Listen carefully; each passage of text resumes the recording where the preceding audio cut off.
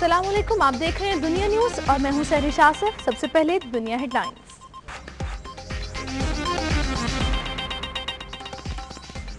वफाकी काबीना ने नेटो सप्लाई की बहाली के फैसले की तौसीक कर दी। कायरा का कहना है कि अमरीकी मुआफी किसी मुल्क की शिकस्त या फतह नहीं।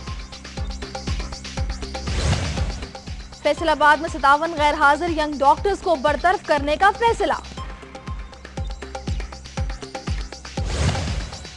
फयाज लगारी आईजी सिंध तैनात, अख्तर गोरचानी को डीजी आईबी मुकर्रर कर दिया गया।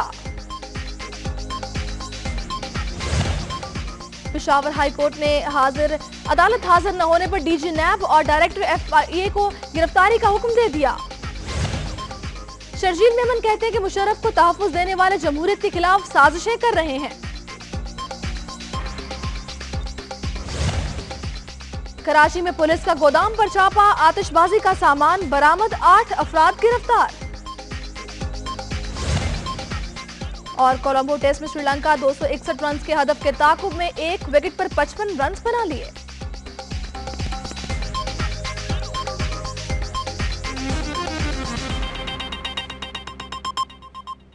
हेडलाइंस आपने जानी। इस वक्त वज़ीर इत्तलात कमर ज़मान कायरा वफाकी काबीना के इजलास के बाद मीडिया को ब्रीफिंग दे रहे हैं। दो चीजें हैं जो जरूरी है। एक तो राइट टू अपील था, ये भी पुराना है। ये मियां नवाज शरीफ साहब के दौर में जो कंटेम्प्ट ऑफ कोर्ट लॉ बनाया गया था उसके अंदर भी ये शामिल था कि राइट टू अपील हर फोरम पे होना चाहिए। यानी कोई भी अदालत अगर आपको ये तो इंसाफ का बुनियादी तकाजा है कि कोई अदालत अगर मुझे सजा देती है तो मुझे राइट टू अपील होना चाहिए।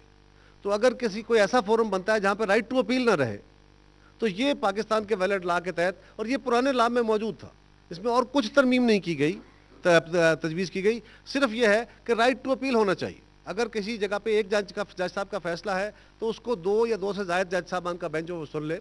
अगर कोई 2 से ज़ायद जज साहबान का फैसला है तो उससे बड़ा बेंच उसको सुन ले, ताकि उसको राइट टू अपील रहना चाहिए। ये एक तो इसको दूसरी बात उसमें जो की गई है वो ये है कि जब आप अपील फाइल करते हैं, किसी केस के फाइनल डिसीजन के बाद अपील फाइल करते हैं, तो जब वो एडमिटेड फॉर हियरिंग हो जाता है तो जो पिछला फैसला है उसको मुअत्तल कर लिया जाए जब तक अगली अदालत का फैसला फाइनलिटी इख्तियार नहीं करता।